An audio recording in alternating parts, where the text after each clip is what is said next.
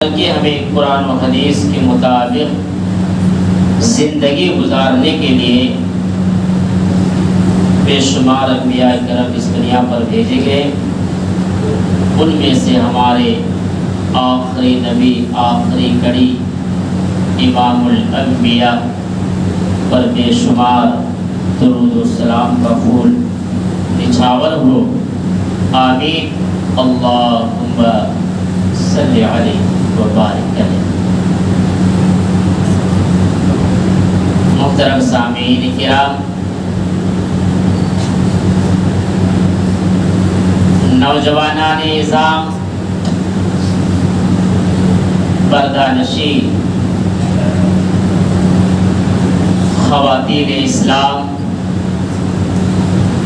خطبہ مسنونہ کے بعد قرآن مجید کی سورۃ النحل کی 36 نمبر کی آیت آپ کے سامنے پڑھی گئی. موضوع کی مناسبت سے آج کا یہ دوسرا جمعہ ہے.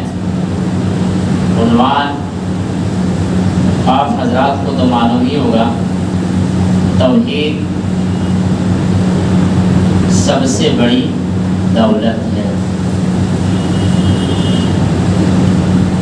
توحید کا معنی ہے اللہ رب العالمین کو ایک جاننا، ایک ماننا. یہی اصل توحید ہے. اس کے علاوہ کسی اور کی عبادت نہیں کی جائے گی. اگر قرآن و حدیث کا مطالعہ کریں تو یہ بات روز روشن کی طرح آیا کہ ہر امت میں اللہ رب العالمین نے نبی کو بھیجا، اور جتنے بھی نبی اس روئے سرزمین پر آئے سب کا ایک ہی مشن تھا، ایک ہی دعوت. اور وہ دعوت کیا ہے؟ سورۃ النحل کی 36 نمبر کی آیت میں اللہ رب العالمین نے وضاحت کی. سب کا یہی مشن تھا. وَلَقَدْ بَعَثْنَا فِي كُلِّ أُمَّةٍ رَسُولًا أَنِ اعْبُدُوا اللَّهَ وَاجْتَنِبُوا الطَّاغُوتَ. او لوگو، تم ایک اللہ رب العالمین کی عبادت کرو. سب کا یہی مشن تھا، ایک اللہ کی طرف بلانا، ایک اللہ کی معرفت کرانا. وَاجْتَنِبُوا الطَّاغُوتَ، اور طاغوت کی پوجا سے بچو. طاغوت یہ کہتے ہیں کسے؟ علامہ ابن قیم الجوزی رحمۃ اللہ علیہ طاغوت کی تعریف کرتے ہوئے لکھتے ہیں، کل ما عبد من دون اللہ، ہر وہ چیز جو اللہ کے علاوہ کسی اور کو پکارا جائے اسے طاغوت کہتے ہیں. اللہ کو چھوڑ کر کسی اور کی عبادت کی جائے اسے طاغوت کہتے ہیں. اب ذرا اس آیت کو سامنے رکھیے اور غور کریں کہ آج اس روئے سرزمین پر اللہ کو چھوڑ کر کے کئی طرح کی عبادتیں کی جاتی ہیں. انسان ذرا تصور کرے، اس بات کو سوچے اور غور فکر کریں. توحید کی کئی قسمیں ہوا کرتی ہیں: توحید الوہیت، توحید ربوبیت، توحید اسماء و صفات. لیکن جھگڑا اور مسئلہ یہاں توحید الوہیت کا ہے. لوگ اعتراض توحید الوہیت پر کرتے ہیں. نبی کو نبی مان لینا یہ کمال نہیں ہے. لا الہ الا اللہ پڑھ لینا یہ کامل مسلمان ہونے کی دلیل نہیں ہے، کیونکہ عرب کے کافر بھی نبی کو نبی مانا کرتے تھے. مگر ان کو آمین اور صادق کے لقب سے پکارا کرتے تھے. عرب کے کافر جو تھے قد جاءنا الامین قد جاءنا الصادق، امین آ گئے، صادق آ گئے. اپنے معاملہ جھگڑا جو بھی ہوتا عرب کے کافر میں نبی کو سونپ دیتے. اپنی چیزوں کی امانت میں نبی کے پاس لا کر کے رکھتے. وہ بھی تو نبی مانتے تھے، اس کو اتنا سچے اور امین اور صادق مانا کرتے تھے. مگر یہاں انکار لا الہ الا اللہ کا اس لیے ہے کہ عرب کے کافر کہتے کہ ہم اگر کوئی معاملہ اگر ہو جاتا آپس میں تو جیسے وہ نبی کو دیکھ لیتے، عرب کے کافر یہ کہہ دیتے کہ قد جاءنا الامین، میرے پاس امین تو آ گئے، صادق آ گئے، اب میں اپنا فیصلہ ان کے حوالے کر دیتا ہوں، اب یہ جو بھی فیصلہ کرے مجھے منظور ہے. وہ کافر بلا چون چارہ کہتے تھے یہ فیصلہ چاہے میرے فیور میں ہو یا نہ ہو، مجھے اس سے کوئی مطلب نہیں ہے، بس محمد آ گئے میرے سامنے میں تو اب یہ فیصلہ جو بھی کر دیں گے ہم ماننے کے لیے تیار ہیں. غور کر رہے ہیں؟ مگر یہاں مسئلہ توحید الوہیت کا تھا. جب اس سے کہا جاتا لا الہ الا اللہ، اللہ کے سوا کوئی معبود پر حق نہیں، اقرار کر لو، تو وہ انکار کرتے تھے عرب کے کافر. ہم سب کچھ آپ کو مان لیتے مگر اس کلمہ کو ہم نہیں مانتے. کافر یہاں تک کہنے لگا ٹھیک ہے ہم مان لیتے، تیرا اللہ کو بھی مان لیتے، مگر ہمارے گھروں میں جو 360 بوتے ہیں ہم کسی بھی مانیں گے، ہم اس کو نہیں چھوڑیں گے. غور کرو میرے بھائیو، ایک طرف سے نبی کی ہر بات پر وہ لبیک کہہ رہا ہے، مگر یہاں یہ انکار کر رہا ہے توحید الوہیت کا. کہا کہ نہیں ہم 360 بت کی بھی پوجا کریں گے. اب ذرا مسلمانوں آنکھیں کھولنے کی ضرورت ہے. تم ایک زبان ہی سے کلمہ لا الہ تو پڑھتے ہو مگر دل سے اس کو انکار کرتے ہو. کلمہ لا الہ مفہوم پتہ ہے؟ لا الہ الا اللہ، اللہ کے سوا کوئی معبود برحق نہیں. اگر یہ اقرار اگر آپ دل سے کر لیتے تو پھر اللہ کو چھوڑ کر کے کسی اور کو تم مشکل کشا اور حاجت روا نہیں سمجھتے. کیسے تمہارا دل گوارا کرتا ہے کسی اور کے سامنے جا کر کے. آئیے حضرت عبداللہ بن مسعود رضی اللہ عنہ اس حدیث کے راوی ہیں. وہ بیان کرتے ہیں کہ ایک شخص نبی کی خدمت میں حاضر ہوا. صحیح بخاری کی روایت ہے، امام بخاری رحمۃ اللہ علیہ اس کو کتاب التوحید ملا. کہا کہ وہ شخص حاضر ہوئے اللہ کے نبی کی خدمت میں اور کیا سوال کیا؟ سوال دیکھیے اس شخص کا کیا تھا. اور ہر شخص آج ذرا اپنے سینے پر محاسبہ کرے ہاتھ رکھ کر کے، کیا ہمارے دل میں کبھی ایسے سوالات اٹھتا ہے؟ اس کا سوال کیا تھا؟ اے اللہ کے رسول صلی اللہ علیہ وسلم، آپ مجھے بتائیے ان اعظم عند اللہ، اللہ رب ان اعظم عند اللہ رب العالمین کے نزدیک سب سے بڑی گناہ کیا ہے؟ یہ اس کا سوال ہے. مسلمانوں، توحید کا اقرار کرنے والوں، غور کرو. کبھی آپ کے دل میں ایسے سوال اٹھا کہ مولوی صاحب ہم جس دنیا میں سانس لے رہے ہیں کون سی ایسی گناہ ہے جس کی سبب سے اللہ ہمیں جہنم میں داخل کر دے گا؟ کوئی شخص یہ سوال نہیں کرتا. دیکھیے وہ صحابی سوال کر رہے ہیں کہ اللہ کے نبی آپ مجھے بتائیے اللہ رب العالمین کے سب سے بڑی گناہ کیا ہے؟ تو آپ نے بلا چوچارا کہتے ہوئے فوراً ہمارے نبی نے جواب دیا. کیا جواب دیا؟ کہ شخص سنو، جب تم جاننا ہی چاہتے ہو کہ اللہ رب العالمین کے نزدیک سب سے بڑی گناہ کیا ہے، ان الذین یدعون ندا، اللہ کے نزدیک سب سے بڑی گناہ تو وہ گناہ ہے جو اللہ رب العالمین کو چھوڑ کر کے کسی اور کی عبادت کی جائے. وَهُوَ خَلَقَ، حدیث کے الفاظ ہیں.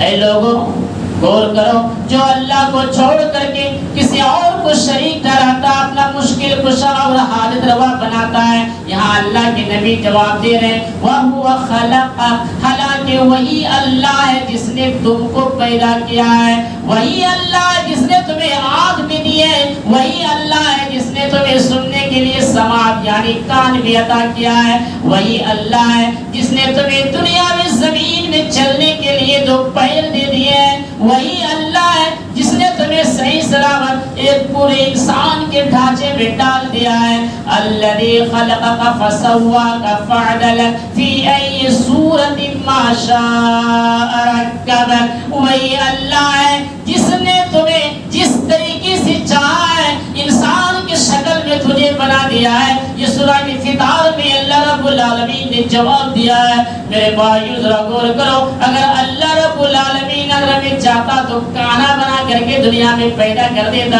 لوگ مجھے اندھوں کے نام سے پکارتے، اگر اللہ رب العالمین نے چاہتا تو ہمیں معذور یعنی لنگڑا بنا کر کے دنیا میں بھیج دیتے، لوگ مجھے معذور کے نام سے پکارتے، لیکن اس آیت پر ذرا غور کرو، الذی خلقک فسواک فعدلک فی ای صورت ما شاء رکبک، وہی اللہ ہے تمہیں جس صورت میں چاہا ہے اللہ رب العالمین نے ڈھال دیا ہے، تمہاری صورت کو ایک اچھی شکل کے ڈھانچے میں ڈھال دیا ہے۔ میرے بھائیو یہ خوبیاں تو اللہ رب العالمین کی ہے، پھر تم اسے چھوڑ کر کے تم دوسروں کی کیسے پوجا کرتی ہو؟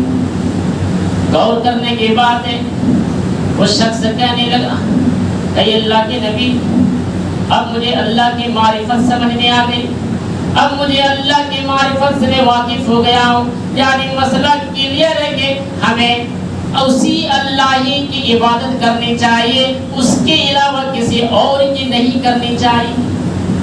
عبادت کا مفہوم بڑا وسیع ہے، عبادت رکوع بھی، عبادت سجدہ بھی، عبادت قیام بھی ہے، عبادت دعا بھی ہے، مگر عبادت تو اسی کی جائے جو خالق تہے تنہا ہے، جو مالک اس سارے جہان کو بنانے والا ہے، عبادت صرف اسی کی جائے، اس کے علاوہ کسی اور کی نہیں کی جائے۔ قل هو اللہ احد پڑھیے، یہ پوری سورت اسی اللہ رب العالمین کی معرفت کا، وہ تہے تنہا اکیلا ہے۔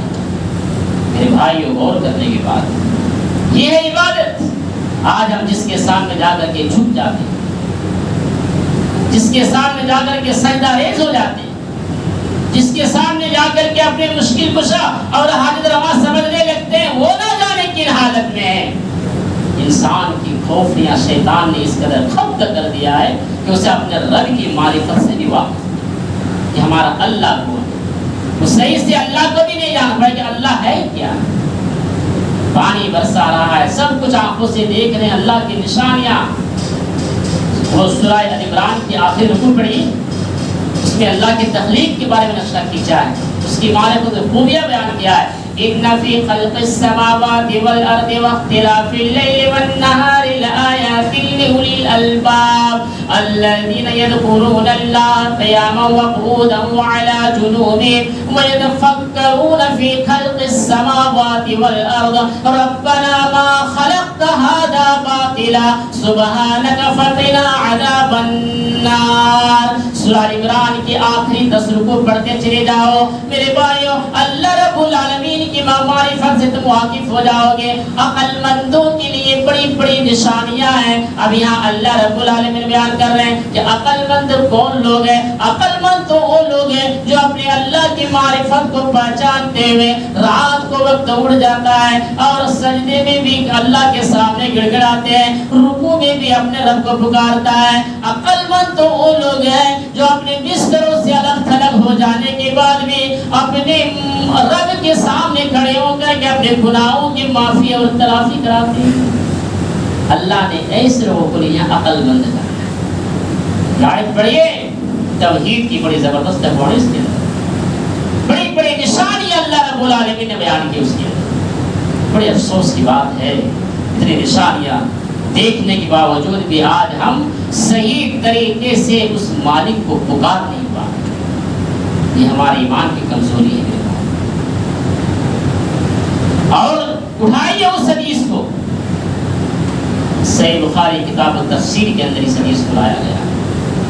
اللہ کے نبی کا ارشاد گرامی ہے اجتنبوا السبع الموبقات قیل یا رسول اللہ وما ہن قال الشرک باللہ.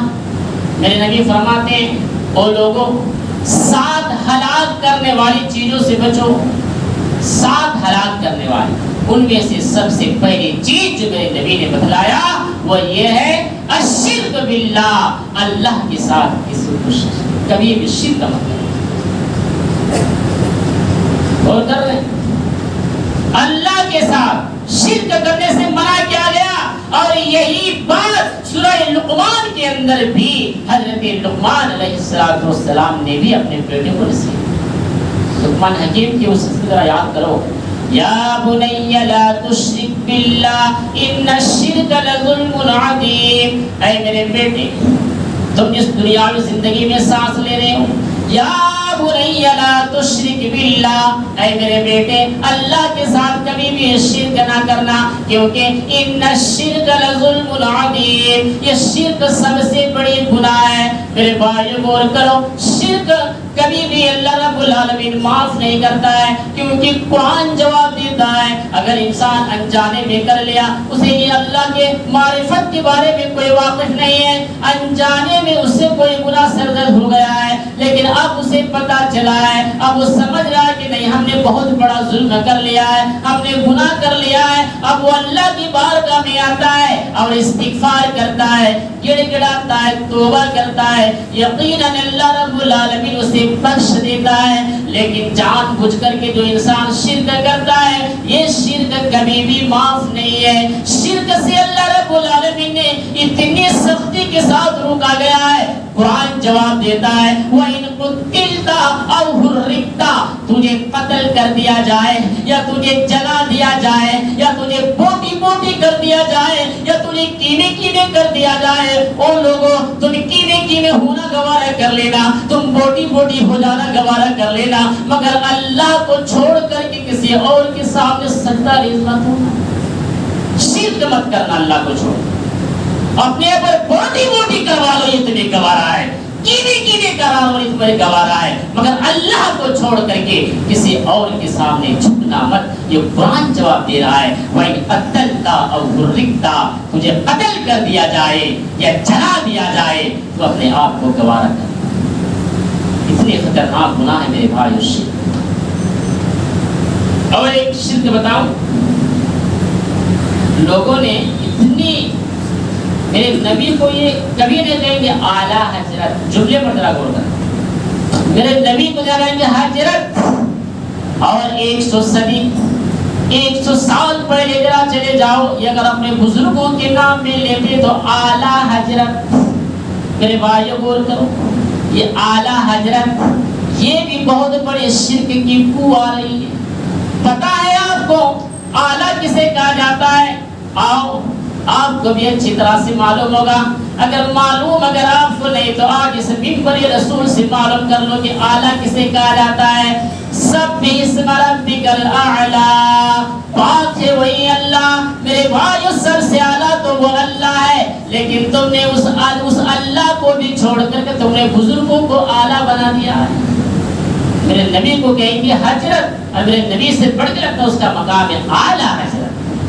آپ بھی جانتے ہو کہ ایسے کہتے ہیں لوگ اعلیٰ حضرت.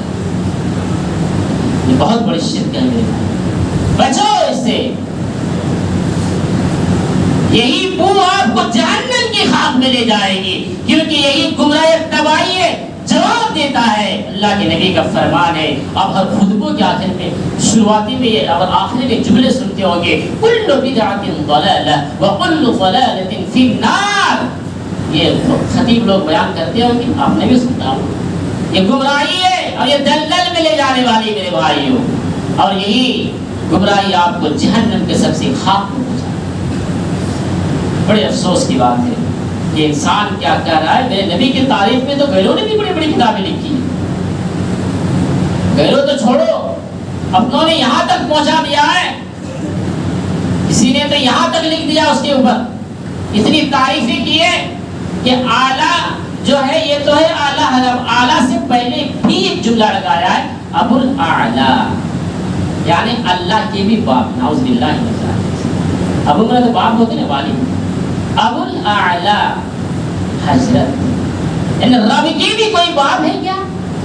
غور کرو کیا کہہ رہے شیطان، کس قدر ان کے دماغوں کو ختم کیا ہے، یہ ان کے زبان سے کون سی جملے نکل رہے ہیں، ان کو یہ بھی ہوش نہیں کہ کیا کہا جا رہا ہے۔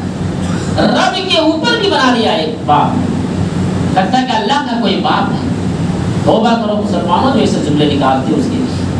میں نے پڑھا تھا کسی اشتہار میں ابو الاعلی حضرت، میں اس شخص کا نام بتانا یہاں مقدس رسول پر، ممبر رسول پر بتانا مناسب نہیں سمجھتا کہ اس کا نام یہاں ذکر کرو۔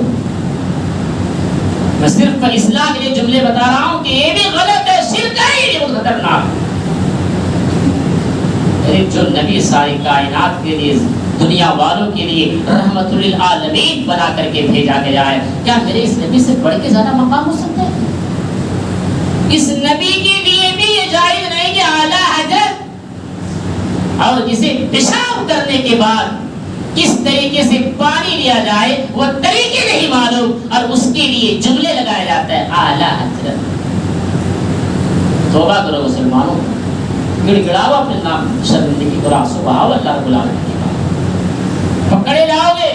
جس نبی نے اس دین کو پہنچانے کے لیے نہ جانے پاگل، دیوانہ، مجنون، کتنے طرح کے ظلم ستم بھی ان پر کیا گیا، کہیں اونٹ کی کوجڑی بھی ان کی پیٹھ پر لاد دی گئی، اتنے تکلیف اور ظلم ستم کے بعد یہ دین ہم تک پہنچا ہے، اور ان لوگوں نے اس دین کو آج ذلیل اور رسوا صرف اس لیے کہ توحید نہ ہونے کی وجہ سے، توحید کو نہ سمجھنے کی وجہ سے انہیں اندازہ نہیں کہ توحید کتنی بڑی دولت ہے۔ اور ایک جملہ بتاؤں، کہتے ہیں کہ نبیوں کو غیب کا علم تھا۔ اب آئیے ذرا غیب کے علم پر میں روشنی ڈالتا ہوں 10 منٹ۔ پہلے اس پوائنٹ کو ذرا نوٹ کریں، پورے قرآن مجید کے اندر نبیوں اور رسولوں کا جہاں تذکرہ کیا ہے، اللہ رب العالمین نے ان کے پریشانیوں کا بھی تذکرہ کر دیا۔ یہ بہت بڑی بات ہے۔ حضرت آدم علیہ السلام سے اٹھاؤ، حضرت آدم علیہ السلام کو اللہ رب العالمین نے قرآن کے اندر سورہ بقرہ پڑھی ہے، وَعَلَّمَ آدَمَ الْأَسْمَاءَ كُلَّهَا، ہر چیز کا نام اللہ رب العالمین نے حضرت آدم علیہ السلام کو سکھایا۔ دیکھیے آدم کا استاد، ایک یہ بھی کہا تو کوئی کمال نہیں، رب نے سکھایا ہے، کسی انسان نے تھوڑی سکھایا۔ ساری چیزوں کا نام یہ جواب قرآن دے رہا ہے۔ اور میرے نبی کو کیا کہا؟ امی۔ اچھا یہ امی پر بھی ذرا روشنی ڈال دیتے ہیں، 1 منٹ۔ امی اس کو اس لیے کہا گیا کہ اسے کسی انسان نے نہیں پڑھایا، یہ انسانوں سے نہیں پڑھائے۔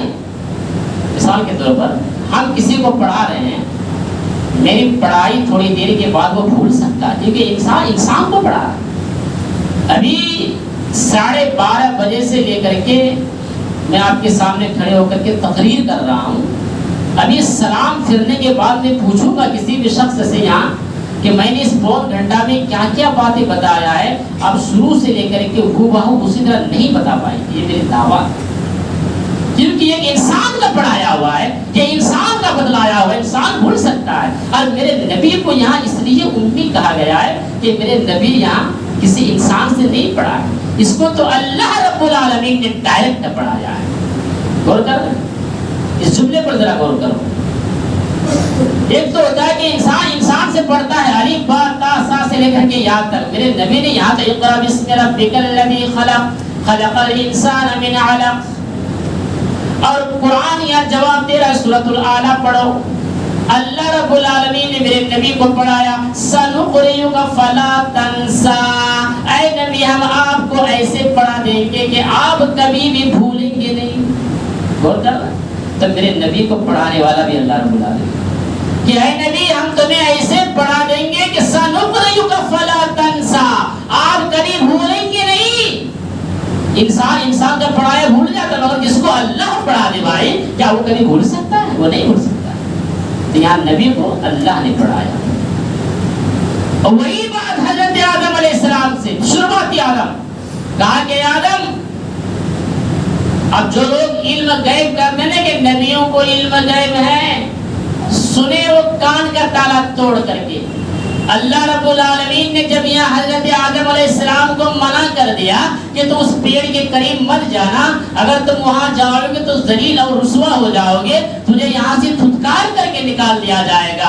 اب جو لوگ کہتے ہیں کہ نبیوں کو علم غیب ہے، وہ ذرا سنیں اس بات کو اچھی طرح سے. اگر علم غیب ہوتا نبیوں کے پاس تو میرے بھائیوں، میرا سب سے پہلا باپ حضرت آدم علیہ السلام ہے، انہیں تو ہونا چاہیے. پھر انہیں اگر علم ہوتا تو وہ اس پیڑ کے قریب کیوں گیا تھا شیطان کے بہکاوے پر؟ اسے پہلے سے پتا چل جاتا نہیں نہیں یہاں تو یہ جائیں گے تو مجھے ذلیل کر دیا جائے گا، میرے بدن کے سارے کپڑے اڑا دیے جائیں گے، مجھے رسوا اور ذلیل کر کے دھتکارا جائے گا، نکال دیا جائے گا.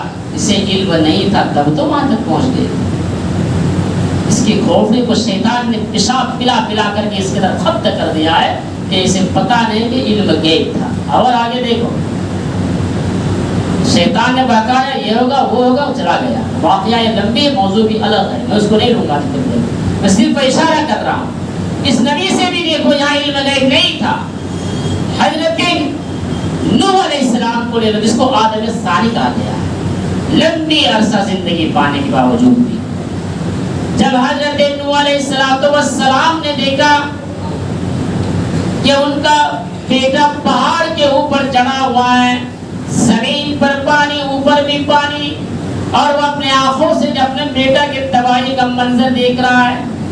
حضرت نوح علیہ السلام فرد محبت میں بیٹے کی محبت ان کے اندر جوش مارتا، اور حضرت نوح علیہ السلام نے اللہ رب العالمین سے یہ دعا کر بیٹھے اور کہنے لگا، یا پروردگار عالم، میرے آنکھوں کے سامنے میرا بیٹا ڈوب رہا ہے، پروردگار عالم تو میرے بیٹا کو بچا لو. میرے بھائیو ذرا غور کرو، اس وقت اللہ رب العالمین نے جس کو آدم ثانی کہا گیا ہے، اتنی لمبی عرصہ کی زندگی پانے کے باوجود بھی یہ وہ نبی ہے. اس نبی کو کس طریقے سے اللہ رب العالمین نے دھمکی دیا ہے، قرآن اس کو ریکارڈ کر دیا ہے، انہو لیس من اہلک، اے نوح یہ تیرے اہل میں سے نہیں ہے، اے نوح یہ تیرے اہل میں سے نہیں ہے، یہ تیرے بیٹا میں سے نہیں ہے. اے نوح اگر تو نے ایسی بات اگر کہہ دی اپنے اہل میں سے، اپنے بیٹا میں سے ہے، تو ہم تیری نبوت کو تو سے چھین لیں گے. اگر پتا چلتا ہے اتنے عرصہ پانے میں اس نبی کو بھی علم غیب ہوتا تو کیوں اللہ سے دعا کرتا اور اللہ کے ڈانٹ کیوں سنتا نوح علیہ السلام؟ غور کریں جو لوگ کہتے ہیں کہ نبیوں کو علم غیب ہے. اور آگے لے کے چلو، اور ایک نبی دیکھو، حضرت یونس علیہ السلام کو دیکھو، بھاگ کے جا رہے ہیں. واقعہ یہ بھی لمبی ہے، میں صرف ایک آئینہ دکھا رہا ہوں. نبیوں کا تذکرہ دیکھو، قرآن میں تذکرہ ہے. بھاگتے میں جا رہے، کشتی پر سوار، جب سمندر میں کشتی بھور میں پھنسنے لگے، ڈوبنے کے قریب ہونے لگی، کشتی چلانے والوں نے کہا کوئی اللہ کو ناراض کر کے ضرور آیا ہے. کون ہے وہ شخص؟ قرآن نازل کیا گیا، لوڈری میں نام حضرت یونس علیہ السلام کا نکلتا ہے. اے بزرگ، اے یونس علیہ السلام، آپ نے اللہ کے نافرمانی کی ہے، حکم ربی کے بغیر آپ نے نکل آیا ہے. سب لوگوں نے مل کر کے حضرت یونس علیہ السلام کو سمندر میں پھینک دیا. قرآن نقشہ کھینچتا ہے، اس کو مچھلی نے نگل لیا. میرے بھائیو ذرا غور کرو، آج ہمیں جب کوئی مصیبتیں پہنچتی ہے، کوئی پریشانیاں لاحق ہوتی ہے، تو ہم مشکل کشا اور حاجت روا کسی کے نبی کے صدقے کی دعا لے کر کے اللہ تک پہنچتے ہیں. یا سیکھو کہ حضرت یونس علیہ السلام ایک اندھیری نہیں بلکہ تین اندھیرے کے اندر ڈوبا ہوا ہے. ایک تو دنیا کے تاریکی کا اندھیری ہے، اور ایک سمندر کا اندھیری ہے، اور ایک مچھلی کے پیٹ کا اندھیرا ہے. تین تاریخوں میں حضرت یونس علیہ السلام نے اپنے پروردگار کو پکارتا ہے اور کس انداز سے اپنے آپ کو پیش کرتا ہے. میرے بھائیوں، جو لوگ کہتے ہیں نبیوں کو علم غیب ہے، اسی لیے مجھے واقعہ بتانا پڑتا ہے. اگر حضرت یونس علیہ السلام کو علم غیب ہوتا تو وہ بھاگ کر کے اس کشتی پر سوار کیوں ہوتا؟ اسے پہلے یہ پتا چل جاتا کہ اگر میں کشتی پہ سوار ہو جاؤں یہ بھنور میں پھنسنے لگے گا اور مجھے مچھلی نکل لے گا، یہ ساری چیز تو اسے پہلے سے علم ہو جاتا۔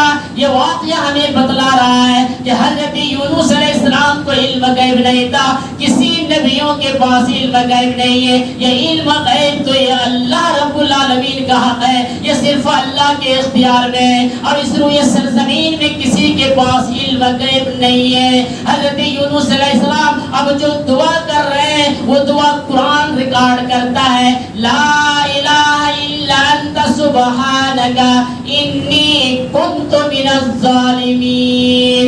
لا الہ الا انت، اے اللہ تیرے سوا کوئی معبود برحق نہیں ہے، تو بالکل پاک ہے۔ اب غور کرو اس دعا کے آخری جملے پر، آپ کیا اللہ رب العالمین سے کہہ رہے ہیں؟ اے اللہ تیرے سوا کوئی معبود برحق نہیں ہے، تو پاک ہے، انی کنت من الظالمین، اور اے اللہ میں ہی سب سے بڑا ظالم ہوں۔ غور کر، یونس کیا دعا کر، میں ہی سب سے بڑا ظالم ہوں۔ اے لوگوں جو سر سے لے کر کے پیر تک شرک کرتے کرتے گناہوں میں ڈوب گئے ہو، کبھی تم نے اپنے آپ کو ظالم کہہ کے اللہ کی بارگاہ میں پیش کیا ہے؟ نہ ایک حکم کی نافرمانی نبی سے ہوئی ہے، ایک غلطی کی بنا پر انہیں سزا ملی، اور قرآن نے اللہ رب العالمین نے قرآن مجید میں اس نبیوں کا نام بھی تذکرہ کیا ہے، اور ان کے ان انجام کا بھی اللہ نے تذکرہ کر دیا ہے۔ اب یہ جو دعا جس انداز سے مانگ رہے ہیں اللہ نے اسے بھی قرآن میں ریکارڈ کیا ہے۔ وہ لوگوں ذرا گناہ کرو اس اللہ کو چھوڑ کر کے، تم نے جس کو مشکل کشا اور حاجت روا سمجھا ہے، اس اللہ کو چھوڑ کر کے تم نے جس کو بگڑی بنانے والا سمجھا ہے، تم نے کبھی اپنے آپ کو ظالم کہہ کے اللہ کی بارگاہ میں پیش کیا ہے، اپنے گناہوں کی معافی تلافی کی ہے؟ یا حضرت نوح علیہ حضرت یونس علیہ السلام یا اللہ رب العالمین سے دعا کر رہے ہیں، لا الہ الا انت سبحانک انی کنت من الظالمین، تو بالکل پاک ہے، تیرے سوا کوئی معبود برحق نہیں ہے، میں ہی سب سے بڑا ظالم ہوں۔ یہی دعا پھر ابراہیم علیہ السلام نے بھی کی تھی، چلو بعد میں یہی آدم نے بھی دعا کی تھی، ربنا ظلمنا انفسنا وان لم تغفر لنا وترحمنا لنکونن من الخاسرین۔ کیا کہا؟ ہم دونوں نے ظلم کیا، ربنا ظلمنا، قرآن کا انداز نہیں۔ بہت سے لوگ کہتے ہیں کہ جس چیز سے حضرت آدم علیہ السلام کو اللہ نے روکا تھا کہ اس درخت کے قریب مت جانا، اکثر مفسرین نے اس کو لکھ دیتا ہے، وہ کئی طرح کے لکھے ہیں، میں تو اسے بیان کر رہا مناسب بھی نہیں سمجھتا، میں تو اتنا سمجھتا ہوں کہ جس کو قرآن نے تذکرہ نہیں کیا ہے، جس کو رب نے نہیں بتایا ہے نام، اور جس کو نبی نے تذکرہ نہیں کیا ہے، ہم کون ہوتے ہیں اس کو بتانے والے؟ تو اکثروں نے ہر طریقے سے اس کا نام تذکرہ کر دیا ہے کہ اس طرح بولنا بھی گوارا نہیں کرتا۔ اس کا نام نہ کسی قرآن میں اس کا تذکرہ کیا گیا ہے اور نہ کسی حدیث میں اس کا تذکرہ کیا گیا ہے، صرف اتنا آیا ہے کہ آپ درخت کے قریب مت جانا۔ آپ درخت کس چیز پر تھے ہمیں اس سے کوئی بحث نہیں کرنی ہے، ہاں ہمارا ایمان ہے کہ جب رب نے کہہ دیا قرآن میں درخت ہے تو ہم درخت ہی مانیں گے، اب وہ کس چیز کے درخت تھے ہمیں اس سے سوال کرنے کی کوئی ضرورت ہی نہیں، اور میں جاننا بھی نہیں چاہتا۔ جیسے کہ اللہ نے کہا الف لام میم، تو اکثر لوگ لکھتے ہیں کہ واللہ اعلم بمراد، اس کا معنی اللہ ہی بہتر جانتے ہیں۔ تو ٹھیک ہے، بہتر اللہ جانتے ہیں، ہمیں کیوں اس میں انگلی کرنا ہے کہ اس کا کیا معنی ہے، اللہ نے کیوں ایسے لایا؟ اکثر مفسر کہتے ہیں کہ حروف مقطعات ہیں، جہاں صاد آیا، جہاں سین آیا، جہاں قاف آیا، جہاں کاف ہا یا عین صاد آیا، اس طرح کے ورڈ ہیں پورے قرآن میں، تو یہ اللہ کے حوالے چھوڑ دو۔ اسی طریقے سے درخت جو ہے تھے، درخت منع کیا، انہوں نے ظلم کیا، تو انداز دیکھو قرآن نقشہ کھینچتا ہے۔ آدم نے اپنے لیے نہیں کہا ربنا ظلمنا، ہم دونوں نے اپنے جانوں پر ظلم کیا۔ تو انسان سے اگر غلطی ہو نا تو اللہ کے سامنے پیش کرے، اپنے بارگاہ میں اللہ کے سامنے جھک جائے، اور اللہ انسان کی غلطی جب پیش کرتا ہے انسان تو اللہ بڑا خوش ہوتا ہے، اللہ کو خوشی محسوس ہوتی ہے، اور کہتا ہے کہ دیکھو کہ میرا بندہ میری بارگاہ میں آیا ہے، کسی درگاہ میں نہیں گیا، کسی بابا کے پاس جا کر کے اس کا وسیلہ نہیں لیا، یہ بندہ میری میری بارگاہ میں آ جائے. یہ بندہ فریاد مجھ سے کر رہا ہے, اے میرے فرشتوں ابھی تم دیکھنا میرے بندے کا ہونٹ ان کے جملے کر کے ختم نہیں ہوگا, میں اپنے بندے کی فریاد کو سن لوں گا. لیکن اللہ نے وہی شرط لگائی میرے بھائیوں, وَلِيُؤْمِنُوا بِي لَعَلَّهُمْ يَرْشُدُونَ, جو ایمان کے ساتھ اللہ کی بارگاہ میں آئے گا, کامل مثالی مسلمان بن کر کے اللہ کی بارگاہ میں آئے گا, کسی کو مشکل کشا حاجت روا نہ سمجھ کے اللہ کی بارگاہ میں آئے گا, ایسے شخص ہے توحید پرست, یہ ہے پکے سچے مثالی مسلمان, اور ایسے لوگوں کی فریاد اللہ کی بارگاہ میں پیش کی. اب ہم یہاں مانگ بھی رہے ہیں کہ اللہ ملا نہیں, تو یہ تمہارے ایمان میں گڑبڑی ہے. ایک شخص نے کہا کہ صاحب آپ نے کہا کہ قرآن کے سورہ بقرہ کی 186 نمبر کی آیت ہے, 186 نمبر یا 286 ہے, میں اس میں ذرا کنفیوز ہوں بولنے میں نمبر, اسی طرح ہوگا وہ 186. تو اس میں آپ بولے تھے کہ اللہ ایمان والوں کی دعا قبول کرتا ہے. تو میں نے تو بہت مانگی مول صاحب, 1 سال تک مانگ رہا ہوں پھر میری دعائیں قبول نہیں ہوئی. یہ سچی واقعہ بتا رہا ہوں, 1 سال تک میں نے کب مانگ رہی, کہا کہ میں قیام میں بھی مانگتا, سجدے میں بھی پیش کر دیتا ہوں. میں نے بولا آپ کا ایمان میں گڑبڑی ہے, آپ کی زبان میں وہ تاثر نہیں ہے. میرے رب کا فرمان بالکل قرآن میں اٹل ہے, میرے رب نے جو کہہ دیا وہ کہہ دیا.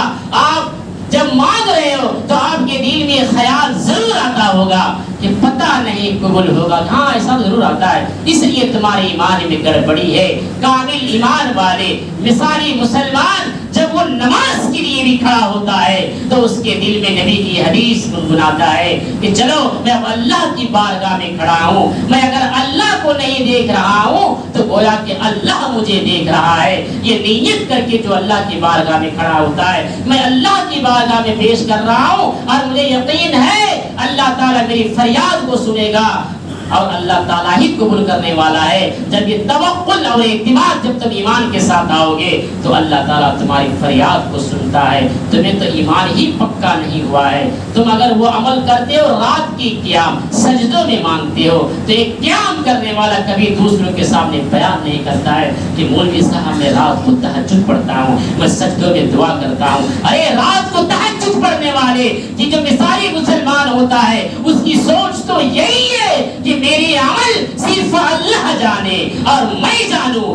اور کائنات میں تیسرا کوئی نہ جانے. یہ ایک مثالی مسلمان کی پہچان اور اس کے وہ بندر کی طرح بن گئے. تو حقیقت میں قرآن جو نقشہ کھینچتا ہی اٹل ہے. توحید کی کمی ہے مسلمانوں, آج ہم نے توحید کو چھوڑ دیا ہے. سب سے بڑی دولت دنیا کی توحید ہے. یہ توحید ہمارے ہاتھوں سے چھوٹا تو ہم ہر جگہ ذلیل اور رسوا ہو گئے. ہم گاجر اور مولی کی طرح کٹنا شروع ہو گئے. ہم اپنی فریاد اللہ کی بارگاہ میں پیش بھی کر رہے ہیں تو رب ہماری فریاد کو ٹھکرا دیتا ہے. کیوں؟ اس لیے کہ آج اگر غور کیا جائے نا تو جس طرح غیروں نے بھی نبی کو ذلیل نہیں کیا تھا, آج اپنوں نے بھی نبی کو اس سے زیادہ ذلیل اور رسوا کیا. اب غور کرو, یہ وقت نہیں تھا بتانے کا کھول کھول کر کے. اس لیے میرے بھائیو توحید کو اپناؤ, ایک اللہ کی طرف آؤ اور اللہ کی رسی کو مضبوطی کے ساتھ تھام لو. اللہ قرآن میں کہتا ہے وَاعْتَصِمُوا بِحَبْلِ اللَّهِ جَمِيعًا وَلَا تَفَرَّقُوا, تم ایک پلیٹ فارم پر آ جاؤ اور اللہ کی رسی کو مضبوطی کے ساتھ تھام لو. تم کبھی بھی فرقہ و تفرقہ میں نہ پڑو. اطیعوا اللہ واطیعوا الرسول, اللہ کی اطاعت اور رسول کی اطاعت کرو. اور کہیں اللہ کے نبی نے یہ بھی اعلان کر دیا ہے کہ لن تضلوا ما تمسکتم بہما کتاب اللہ و سنت رسولی, تم اللہ کی کتاب قرآن اور میری فرمان حدیث, یہ دو چیز تم مضبوطی کے ساتھ تھام لو گے تو اے مسلمانوں تم دنیا میں کبھی بھی ذلیل اور رسوا نہیں ہوگے. تم جس دنیا میں سانس لوگے تم گاجر اور مولی سے بھی بدتر نہیں کاٹے جاؤ گے. ارے آج دیکھ رہے مسلمانوں کی کیا حالتیں ہو رہی ہے. ارے گاجر اور مولی کو سلاد بناتے وقت تو اس کو چھین لیا جاتا ہے, جب اللہ کی عذاب مسلمانوں پر آتا ہے نا تو گاجر مولی سے بدتر مسلمان کاٹے جاتے ہیں. کبھی برما میں کاٹا جاتا ہے, کبھی فلسطین میں کاٹا جاتا ہے, کبھی آشام میں کاٹا جاتا ہے, کبھی ہندوستان کی کسی دھرتی پر دیکھو کہ مسلمانوں پر کیا کیا ظلم کیا جاتا ہے. صرف ہماری توحید کی کمی ہونے کی وجہ سے, ایک اللہ کو نہ پہچاننے کی وجہ سے, اللہ کی معرفت دور ہونے کی وجہ سے. اور نبی کی یہ فرمان ہے کہ تم جس روئے سرزمین پر رہتے ہو، جس دن تمہارے دلوں میں وہن پیدا ہو جائے گا، اور وہن کسے کہتے ہیں؟ یعنی موت سے نفرت اور دنیا سے محبت، یہ جس دن مسلمانوں میں آ جائے گی، تمہارے اوپر کافر حکمران کو مسلط کر دیا جائے گا، تم اس کے پیروں تلے رو دے جاؤ گے، اور تم پر وہ ذلت اور رسوائی کا سامنا تمہیں دنیا میں کرنا پڑے گا۔ آج دیکھیے ذرا نظر اٹھا کر کے، موت سے لوگ دور بھاگتا ہوا نظر آتا ہے اور دنیا کو گلے لگاتا ہوا نظر آتا ہے۔ اگر واقعی وہ اپنے موت کو فریاد کرتا تو ان کے اندر توحید پھوٹ پھوٹ کر کے پایا جاتا، جس طرح خباب بن ارت کی تاریخ ہماری آنکھوں کے سامنے ہے، سولی کی تخت پر لٹکا دیا گیا ہے۔ مسلمانوں، اے نوجوانوں، اگر تمہیں توحید سیکھنا ہے تو خباب بن ارت سے توحید سیکھو۔